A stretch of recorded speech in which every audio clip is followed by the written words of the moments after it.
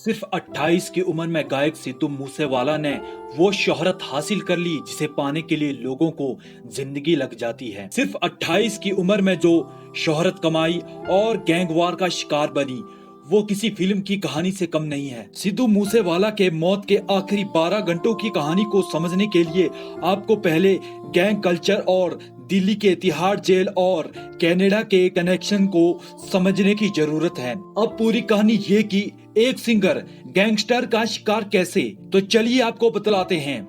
नमस्कार दोस्तों, मेरा नाम है भुवनेश और आप देख रहे हैं BNF हिंदी यूट्यूब चैनल। नए विजिटर चैनल को सब्सक्राइब कर लें। ये कहानी शुरू होती है दो गैंग्स के बीच दुश्मनी से। ये गैंग है लॉरेंस बिश्नोई और उसके साथी गोल्डी बरार, और दूसरी गैंग है देवेंद्र बम्बीहा। इनकी दुश्मनी काफी समय से चली आ रही है। लॉरेंस इस समय नॉर्थ इंडिया का सबसे बड़े गैंगस्टरों में से एक है, जो पंजाब के फिरोजपुर में पैदा हुआ। जिसके बाद बिश्नोई ने पंजाब यूनिवर्सिटी से पढ़ाई की और स्टूडेंट यूनियन की पॉलिटिक्स में भी सक्रिय रहा। BA फर्स्ट ईयर में एक बार नकल करता हुआ पकड़ा गया और उसने आंसर शीट को पकड़कर खिड़की से बाहर कूद गया। जिसके बाद इसने कई क्राइम किए जिसमें ये पकड़ा गया। जेल जाने के बाद भी इसने सोचा कि ग्रेजुएशन तो करनी है, इसलिए जेल में रहते हुए भी 3 बार इसने एग्जाम दिए, जिसमें तीनों बार फेल रहा। जिसके बाद इसकी बुरे लोगों से दोस्ती होती रही और गैंगस्टर बनता गया। 30 से ज्यादा मर्डर और किडनैपिंग के इसके ऊपर केस दर्ज है।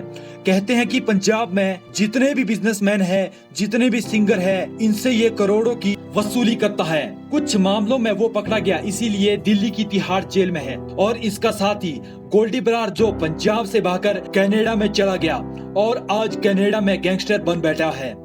इन गैंगस्टरों की नजर अब सिद्धू मूसेवाला पर पड़ जाती है, क्योंकि इन दिनों सिद्धू मूसेवाला अपने गानों से बहुत पैसे कमा रहे थे। इनके सारे गाने हिट चल रहे थे।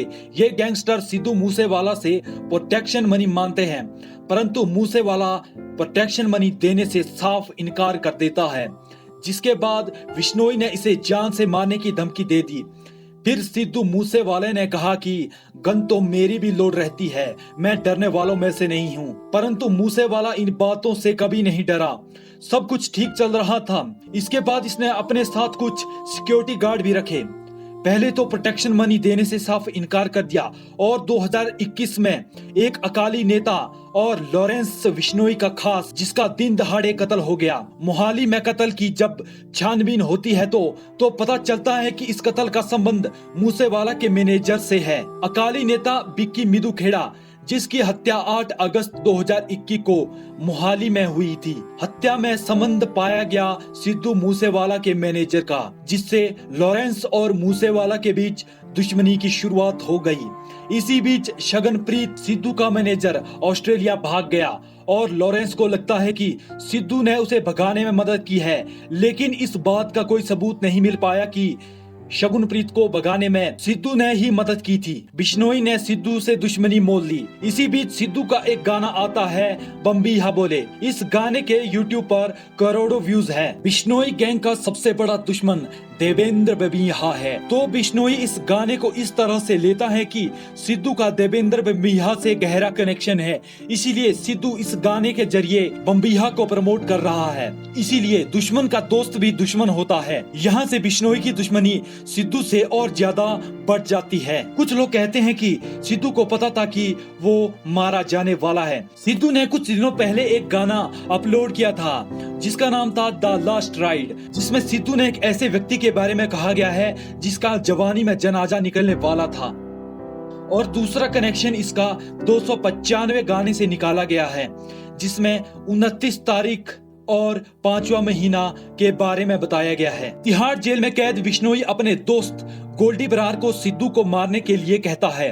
अब सोशल मीडिया के जरिए गोल्डी बरार सिद्धू को मारने की धमकी देता है, तो बदले में सिद्धू भी कहता है कि अगर तुम हमें गोली मारोगे तो हमारे हथियार भी हमेशा लोड रहते हैं।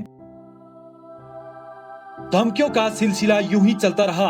इसी बीच सिद्धू ने सरकार से सुरक्षा मांगी तो सरकार ने सिद्धू को 6 कमांडो दिए। खतरा ज्यादा था, इसलिए सिद्धू ने खुद के लिए बुलेट प्रूफ गाड़ी भी खरीदी। इसके बाद सिद्धू ने कांग्रेस पार्टी के टिकट से मनसा से चुनाव लड़ा, लेकिन वो 63,000 वोटों से हार गए। इनके गाने हिट हो रहे थे। सिद्धू को हराकर जो आपका कैंडिडेट जीता उसे पंजाब का हेल्थ मिनिस्टर बनाया गया, लेकिन करप्शन की वजह से इस मंत्री का पद अभी पिछले हफ्ते चला गया और अब शायद जेल जाने की नौबत भी बनी हुई है। आम आदमी की पंजाब में सरकार बनी। 28 मई सिद्धू की मौत के एक दिन पहले पंजाब सरकार ने ऑर्डर पास किया कि सारे वीवीआईपी जिनको अब सुरक्षा की आवश्यकता नहीं है उनकी सुरक्षा वापस ले ली जाएगी, उनमें कटौती की जाएगी। 42 ऐसे लोगों की सूची बनाई गई जिनकी सिक्योरिटी में या तो कटौती की गई या बिल्कुल वापस ले ली गई।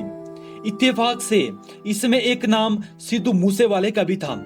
इनके पास 6 कमांडो थे जिसमें 2 को हटाया गया। अब सिद्धू के पास बचे थे 4 कमांडो। 29 मई शाम के करीब 4:30 बजे सिद्धू मूसेवाला अपने एक कजन और अपने एक पड़ोसी के साथ अपने एक बीमार रिश्तेदार को देखने के लिए खारा बदराला एक गांव है जहां जाना था। ये गांव मूसा से 8 से 10 किलोमीटर दूर है। इस दिन ये ना अपनी बुलेट प्रूफ गाड़ी ले गए और ना अपने कमांडो को। इस दिन पंजाब सरकार के कुछ फंक्शन थे, इसलिए सिद्धू मूसेवाला के 4 कमांडो में से 2 कमांडो की ड्यूटी उस दिन इन कार्यक्रमों में लगा दी गई। अब सिद्धू मूसेवाला के पास सिर्फ 2 कमांडो बचे थे। अब आप इसे साजिश समझो या इत्तेफाक। 29 मई शाम 4:30 बजे बुलेट प्रूफ गाड़ी की बजाय सिद्धू मूसेवाला थार गाड़ी में बैठ गया। इसमें उनके साथ एक कजन और एक पड़ोसी, और अपने दोनों कमांडो को कहा कि आप घर पर ही रहो।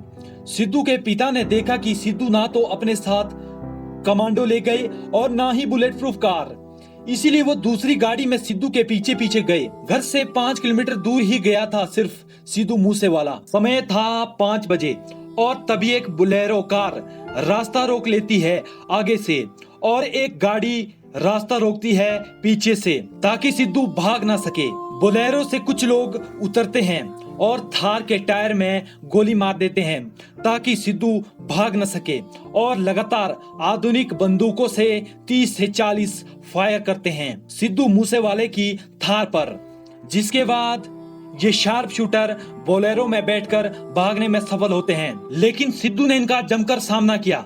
गोलियों की आवाज सुनकर स्थानीय लोग इकट्ठे हो जाते हैं और सिद्धू और इनके साथी को अस्पताल ले जाते हैं, जहां डॉक्टर सिद्धू मूसेवाला को मृत घोषित कर देते हैं। लेकिन सिद्धू के कजन और दोस्त को डॉक्टर की टीम ने बचा लिया। सिद्धू को 6 गोलियां लगती है, जिसमें से एक सर में अटक गई थी। पुलिस ने उस जगह की छानबीन की जहां गोलियां चली थी।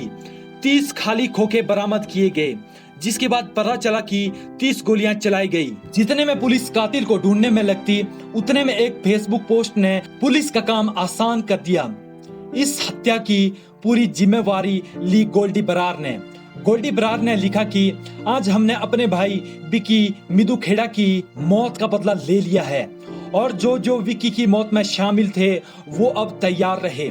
इस पोस्ट के बाद अब पुलिस ने शूटरों को जगह जगह से पकड़ रही है।